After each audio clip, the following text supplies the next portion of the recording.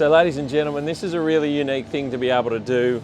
I'm joining Superintendent of Royal Sydney Golf Club, Adam Marchant. G'day Adam, how are you mate?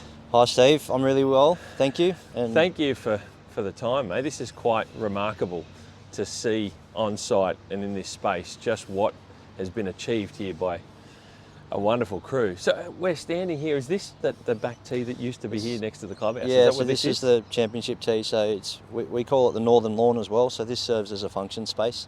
That's an incredible view to an amazing transformation where the trees have been pared back and opened up, right?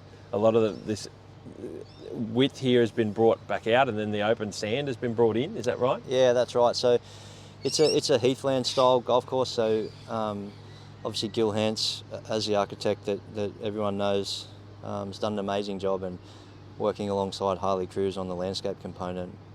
The plan was to restore a lot of the native heathland that existed here before Royal Sydney grabbed the land. And the early photographs of the site was, seaside linksy heathland material. So it's great to think that we're 130 years on, and we're restoring it back to what it was from a plant palette point of view. Yep. And the beautiful thing is that Gil wanted that style of golf course. This is quite an incredible transformation to the vegetation and back to what it was long before it was a golf course, right? Yeah, exactly. That's really what you've done here. It's an amazing story. And to your point, I guess that was the key, was let's get the design right.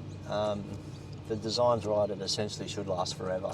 If you look at the good Mackenzie and Donald Ross designs and things like that, Gil's made a living out of restoring some of those back to their original design because that original design was so good. Yep.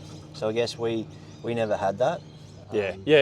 I'd like to think what we've done now is we have that, and therefore this place architecturally shouldn't be touched ever again. Wow, look at this.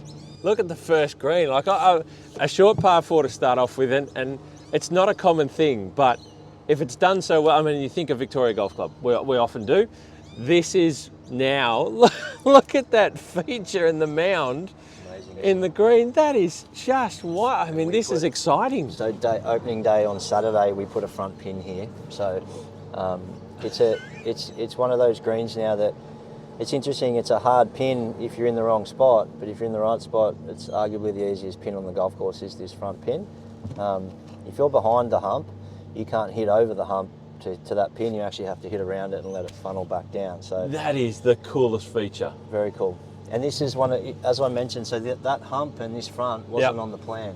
Okay, so this green was kind of long and thin, and this just is one where as it was being done, Gil was just feeling. Yeah, he just said he referenced one of the greens at St Andrews, and it's not exactly like that, but it plays similar, where it entices you off the tee if you have a forward pin, bit of a backboard there to work with, but you've obviously got to take the feature on, which is the bunkers. Yep.